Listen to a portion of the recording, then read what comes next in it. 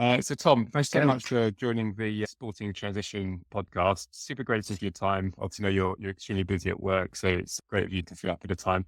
Before we kick off and get into things, would love just to hear a little bit about you, just a headline, what's your sport, what do you do now? And then I'm sure that'll lead us into many other topics. Yeah, cool. Thanks for inviting me. My sport was overall swimming and then ultimately 10K, 5K. So I kind of got into that when I was probably about 12 and years and years and years of training kind of built up to the 5K, 10K open water. Long story short, transitioned into sales when you probably made the best decision of your life and hired me into an SDR role.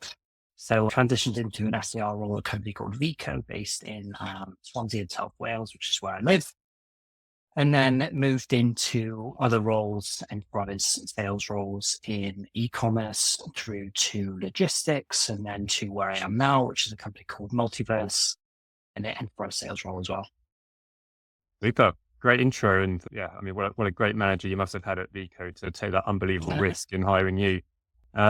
Super. I mean, tons of topics to get into, but I guess let's just start and dig a little bit deeper on some of that introduction by hammering away a couple of questions, a couple of true or false questions, et cetera, et cetera. So the first thing I've got for you is just to give us a bit of context as to how quick you are. So if you're your average person who's going down the local swimming centre, 25-meter pool. Okay, so caveat, not in my day, probably not the quickest as it were, but I was very good at long distance. So in terms of 100 meters, probably if I was going all out, probably around 53 seconds. Yeah. I read somewhere that you don't like entering open water without people around you. Yeah, true. I hate swimming. Still to this day, I hate being in the sea, being in large bodies of water, even with other people around me. I just find it quite a daunting fear of the unknown, I would say, which probably makes a bit of a surprise considering that was my best event was the 10K. I'm finding it absolutely impossible to reconcile the idea that an open water swimmer who specialized in 10K is fearing of water. But anyway, let's move on because we've got media topics to get into. You once got pulled out of the water with hypothermia? Yeah. World Champs 2010 in Canada. Very, very cold, probably about 15 degrees. So being in that for 2 hours was pretty excruciating. I think, of the starters, probably about 60 starters. I would say 40 didn't finish. So yeah, definitely not alone, but yeah, not my proudest moment. Brutal. And have you swam open water since retiring? No, done a few lengths, few strokes here and there. Recently, actually, got married in Tanzania. Did a couple of meters, let's say, in the sea there, but that was it. So haven't swam at all, pool or open water since. It's my last race. My goodness. And final question, just a random question. What's the process of retiring for an athlete? Do you send a text message to British Swimming and say, "Hey, I'm actually retiring now. Thanks." Can I leave it at that, or is there a process to formally retiring? For me, I can't speak to everyone. So for me, it was fairly straightforward.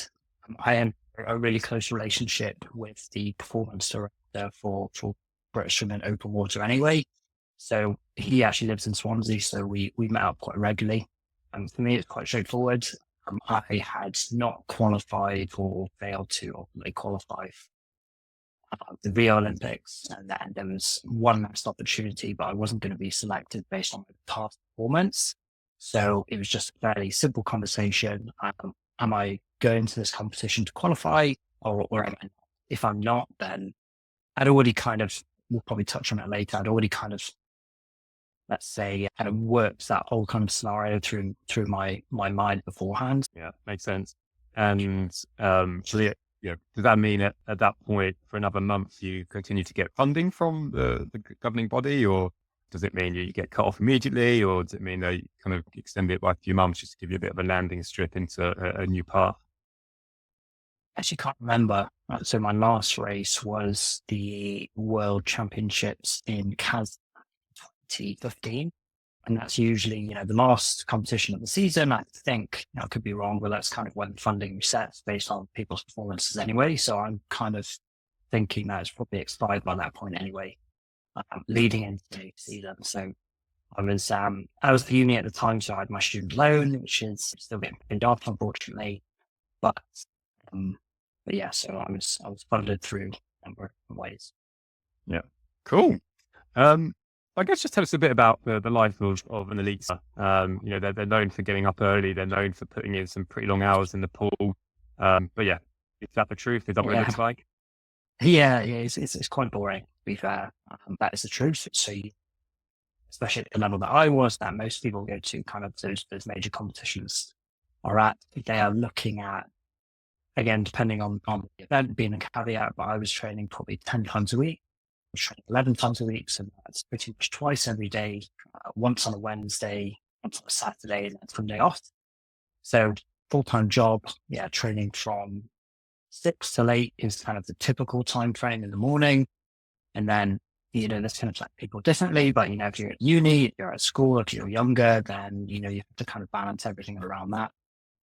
So 6 till 8, and then typically you'll have a gym session. So that could be, 2-3 times a week, and that could be like 8 till 10, go home. And then when I wasn't doing anything else, I was just taking a nap and getting up to kind of go again. About 2-3 o'clock to train 3 to 5. So, also napping is very, very common. Yeah, well, it makes sense to build in a bit of recovery. Where does the motivation come from then? Because obviously you're talking about a sport where, there's probably a lot of hours in the pool that, as you say, get a bit boring. What's the kind of driving force to make sure that you're constantly motivated for your next competition? I think I was originally kind of motivated by that. One, I was good at this. I was kind of good at swimming. So that kind of gave me a bit of a kick in terms of motivation.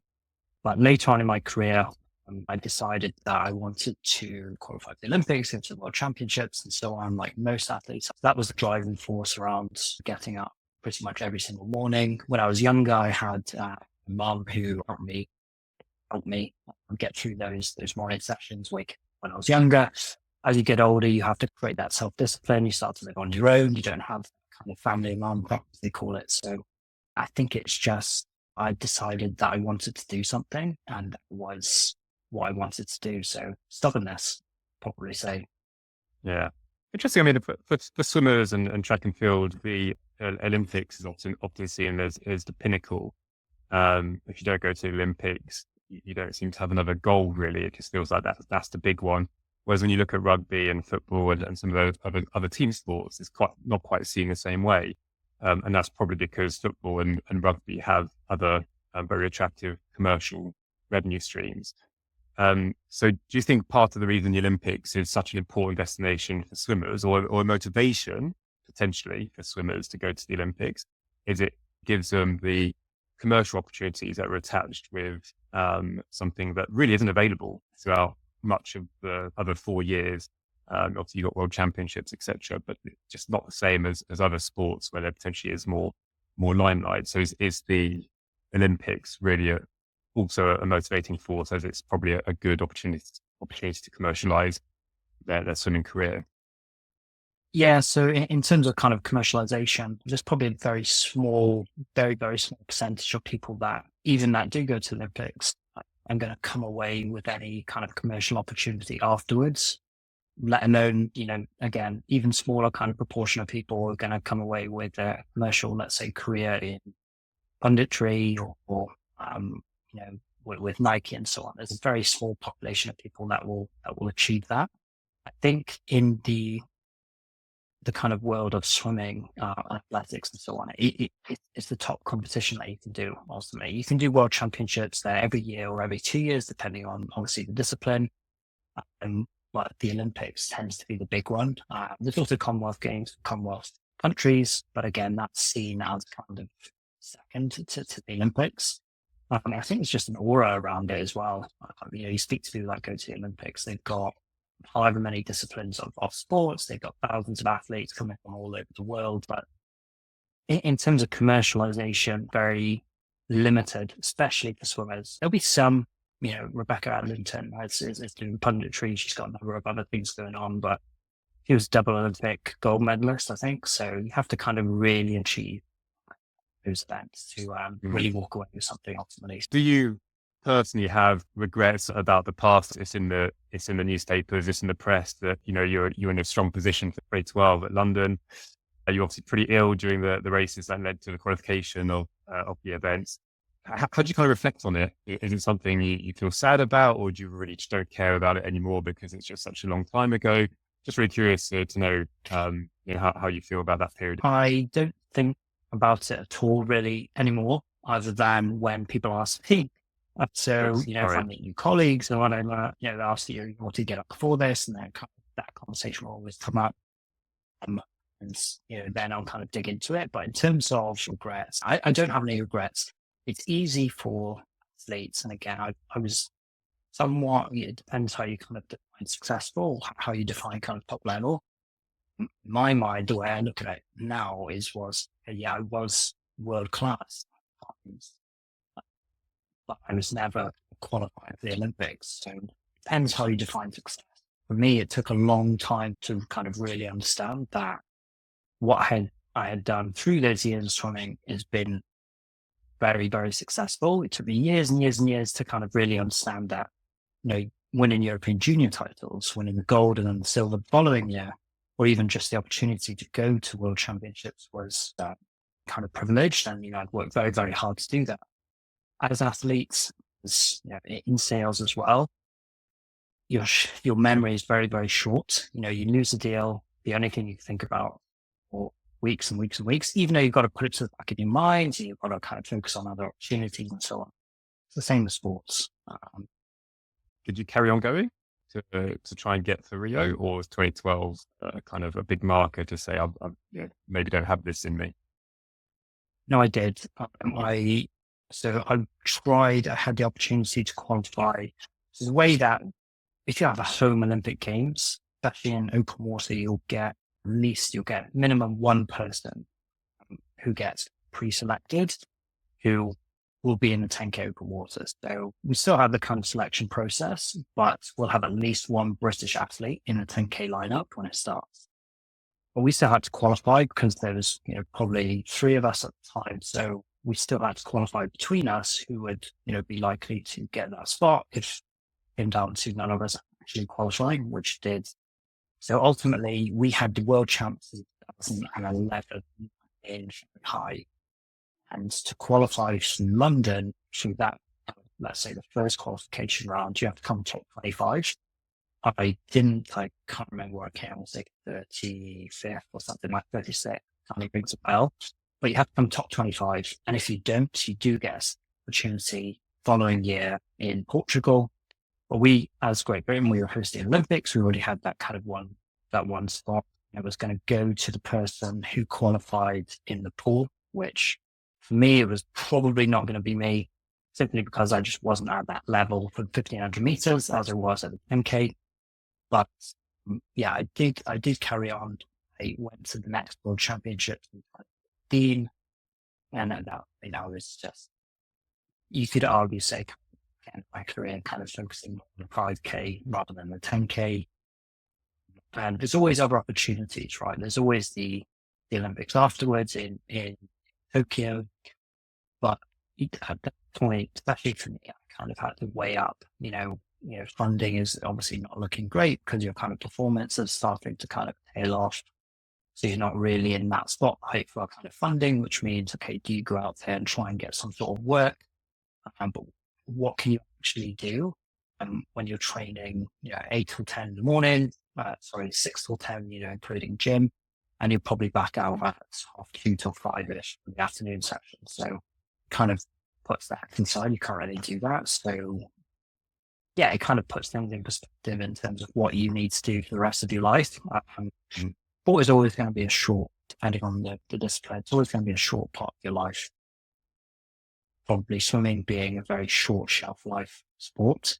But yeah. And were you always aware of that in your sporting career?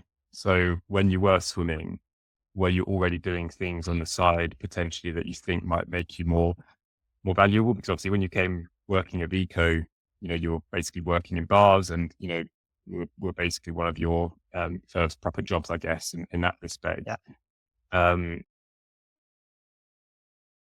but were you thinking, obviously working in bars is probably getting you by, paying the bills, etc., paying the rent. But in your head while swimming, and being at the University of Swansea, were you already starting to formulate kind of plans about what that exit from swimming might look like? Or were you very much just waiting to the dying days of your swimming career to decide, okay, shit, there's probably something else to do. Yeah. So no, not really. I wasn't. I think, a lot of athletes, especially in that situation, are not either. They're tunnel visioned on one thing. And that one thing is whatever they're trying to achieve, whatever competition they're trying to get to, whatever they kind of decided to do. But people could get a lot of self-worth from one, how they perform, but also eventually how they train in that sport as well. So we'd have like key sessions throughout the week. And, they'd usually be on a Monday, Wednesday, Saturday, or Friday, and so on. But ultimately, the idea around those was to perform. And then you get sometimes, and I kind of fell into this as well. Actually, if I'd not gone home after the morning session, now than that, I'd gone to uni and done 6 hours of lectures and came back and performed poorly within that session, kind of put a real kind of downer on my week, on my day. And you get a lot of self-worth from that. So there's a lot of different emotions pulling on you when you're kind of still trying to perform, but also know kind of in the back of your head that you need to do something for when this all finishes. So for me personally, I was at Swansea University. I was studying law. The reason, partly the reason why I actually started the course was for funding. It was a difficult time in my personal sports journey. Funding from the university, funding from student loans was going to help me continue that journey for a little bit longer. It wasn't until, and this kind of coincided quite well, it's performed quite poorly in the World Champs in 2015. I didn't have any more kind of opportunities to qualify for major competitions. I was actually coming in about to start my final year of university, so my third year. Really, I had to kind of say to myself, I need to kind of knuckle down. So it was about kind of salvaging a degree at that point. I managed to do it. And the short answer is no. There's no, for me anyway, there was no thinking, I should be doing this. But it sounds almost like a bit of luck, really, in terms of the timing of everything happening around you entering your final year, the funding reducing, your performance not being quite there. Olympics are kind of behind you for that period. It kind of culminates in this decision that actually now it's actually probably a good time to get that degree. And I'm guessing, like many people across the world, that their degrees maybe isn't what's landing them their dream job, but it's certainly an important part of the process for them to get those jobs. Cool. I guess leads in probably quite nicely to that thought process into sales. You've done a degree in law, you've been an elite swimmer, you've been working in bars. Was sales an active decision, or was sales just one of many jobs you applied for and it just so happened it's the one that you got? And it just turned out that that's one that you really loved and have kept doing ever since? Or was there a bit more of a thought process to choosing sales as a career path? Yeah, so originally I went down the kind of traditional route of paralegaling and doing the LPC being that kind of legal practice course, the kind of entry point to get a training contract to being a solicitor. So I did that for probably about 6 months. And so I was traveling back and forward to Cardiff. Most days, Wednesday I was studying because it was a part-time course. So I was studying on Wednesday. And one particular thing I just really disliked was that there was kind of almost no competition. It was, you can work as hard as you want and you still earn the same amount of money as the person next to you or joined at the same time or on the same level of you, whatever it may be. So that kind of really couldn't see myself doing for a long period of time. And I think sales kind of really bridge that gap in terms of, okay, if I really go after something, what's the outcome going to be? Very similar to sports. If you work really hard, there's going to be positive outcomes on one side. Whereas I think in traditional career paths, especially within law, it's a very stuffy environment. It's a very kind of traditional environment where you go up through the levels and you get X amount of money per level. Now, that's not to say obviously legal careers don't pay a lot. They do, but it's probably towards the end of your career. And the lucky ones who are in the magic circle firms in London, who are getting paid, kind of banking wages. Obviously, it's very beneficial for them. But for me, when I joined sales, I kind of really eclipse whatever I would have earned in a legal career through sales a lot quicker as well. So that's the kind of thinking behind the time taking that leap. Yeah, interesting. So it's kind of combination of both something that allows you to compete and draw on all the experiences that you have as a swimmer, whilst also having the earning potential that's quite high. I mean, how important is the earning potential for you in that kind of career path? I mean, imagine sales, for example, paid you, let's say even 50% less or even 60% less than what you're earning now. Do you think you would still be doing it? Do you see enough kind of enjoyment as a profession for it to be your chosen one? Yeah, it's a good question. I mean, ultimately, there's, especially in kind of recruitment processes, might not be the same today, but there's always a lot of fluff around why people want to do sales. But I think for me personally, and I'm not ashamed to admit it, it is about the earning potential, and it's about the work that I can graft and put in and what I can get on the outside, which is the salary, commission checks and so on. So it really is kind of about that, because sales is very, very difficult at times.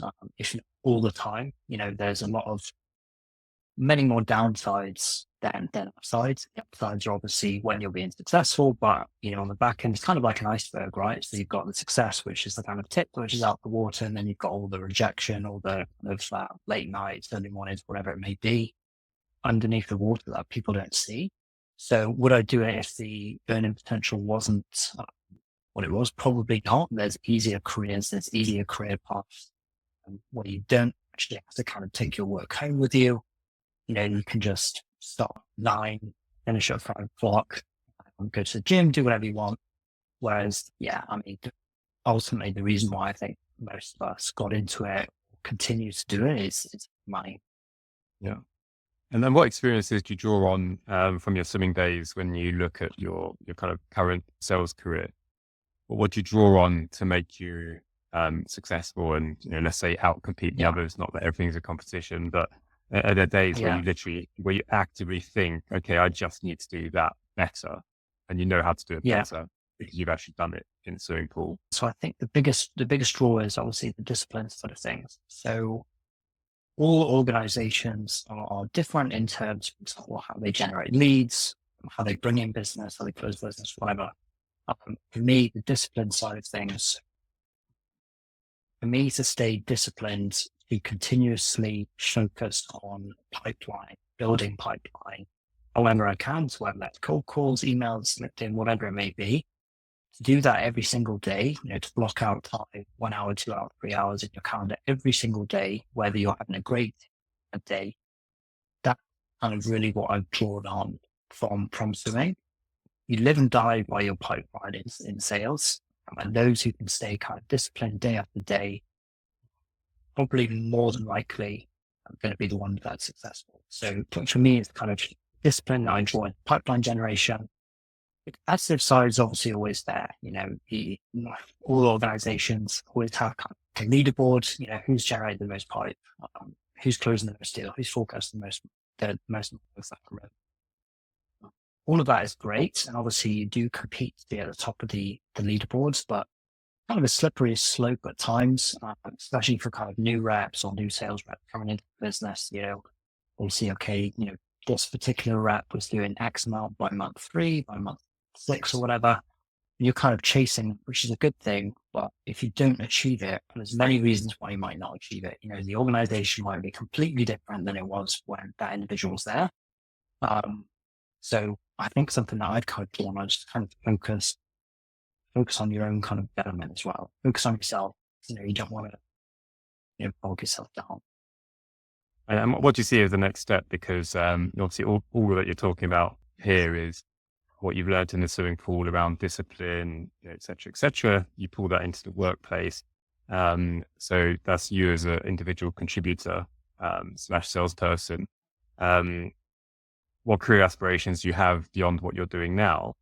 And what do you think changes about what you've learned in swimming and applying that into potentially a management role? If that's something you're interested in, you may decide actually that's not for you whatsoever.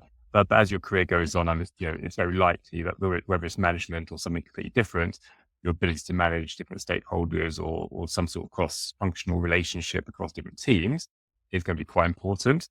So potentially the skill set you'll be drawing on from your swimming days might be different to the skill set you're using now in your individual contributor role. Just curious to kind of see what you think to that. Yeah, I think it depends on kind of the discipline, right? So if you look at an individual contributor, typical sales rep, in many respects, it aligned quite nicely to someone who is, in an individual sport. So, you're pretty selfish, you're focusing on yourself, you're focusing on kind of your pipeline, your revenue, your business. And if somebody else comes in and says, can I get an hour of your time?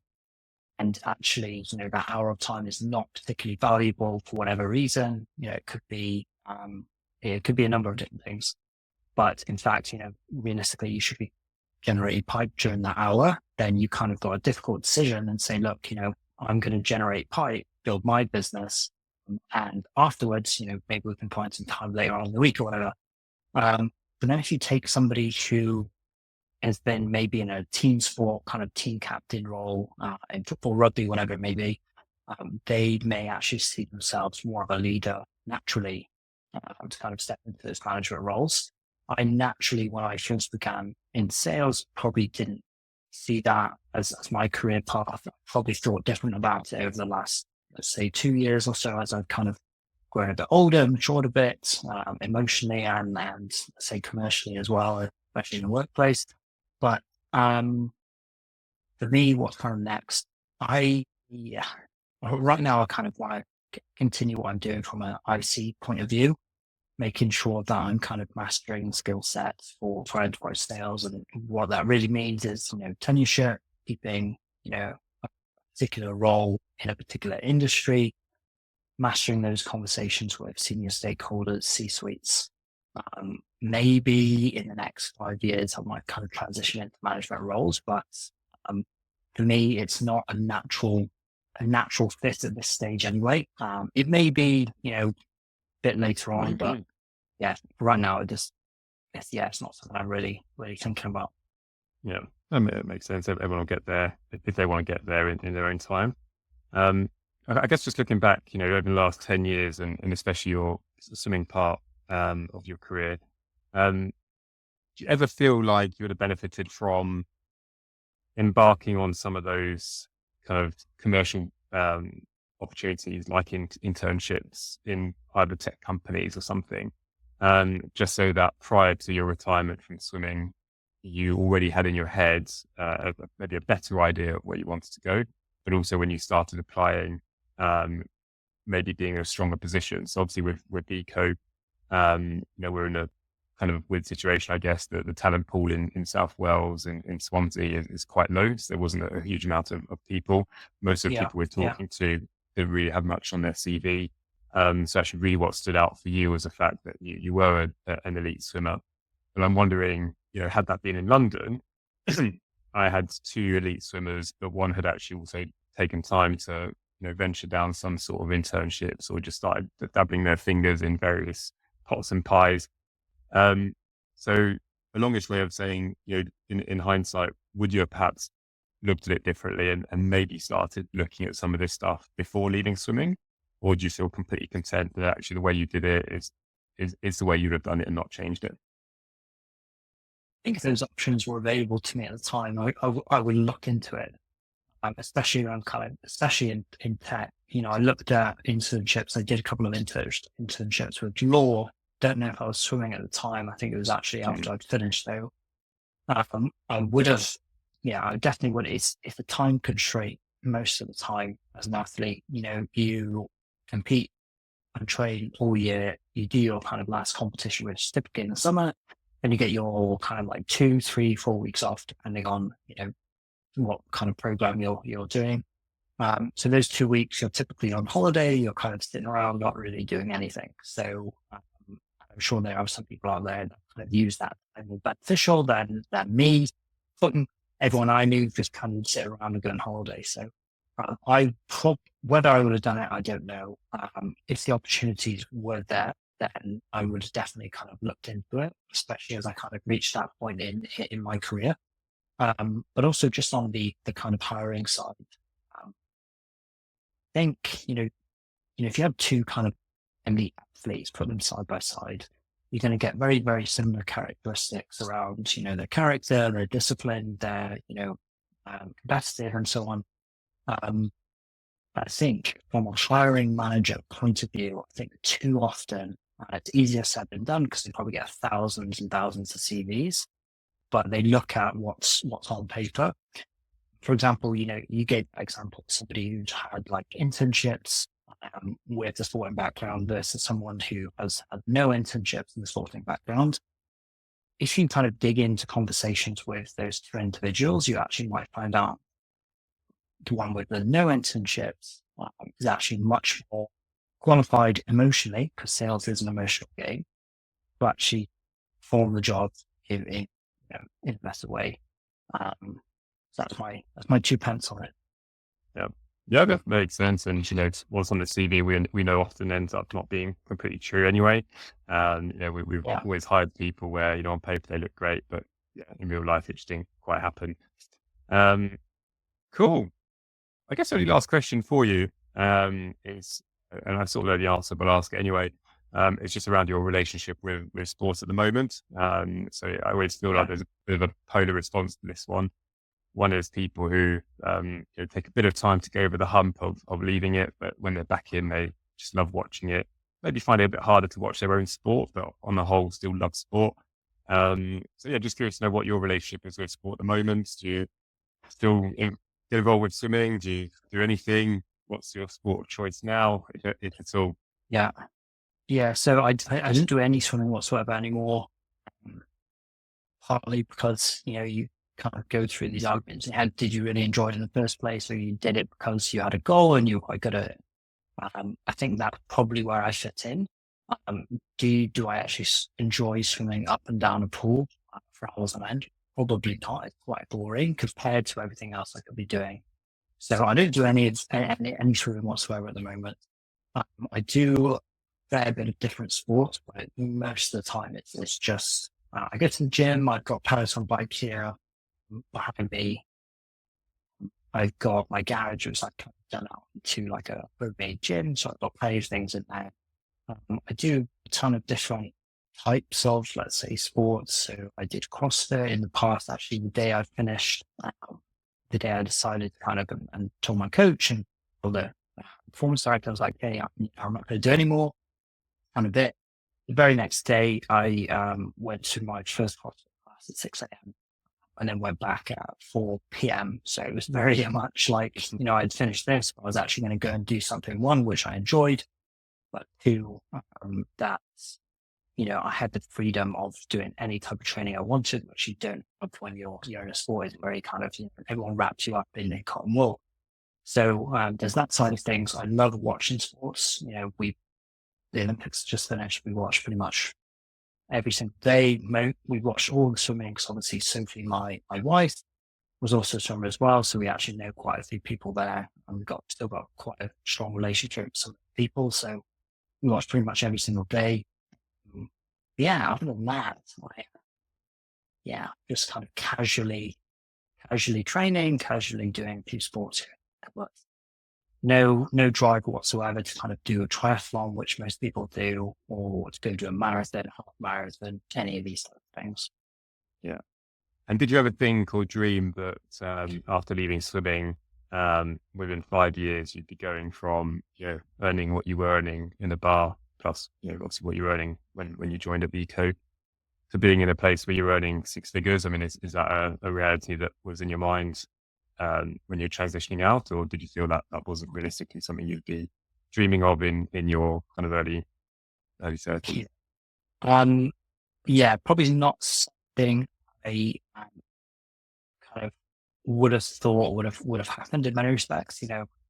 Coming from a sporting career where funding, talk about funding as if it's kind of a solve-all to many financial problems when you're in sports. Reality is it's quite a small amount of money to get you by in terms of accommodation, whatever it may be. And still in those situations, your house sharing and so on. So it's not kind of a life of luxury.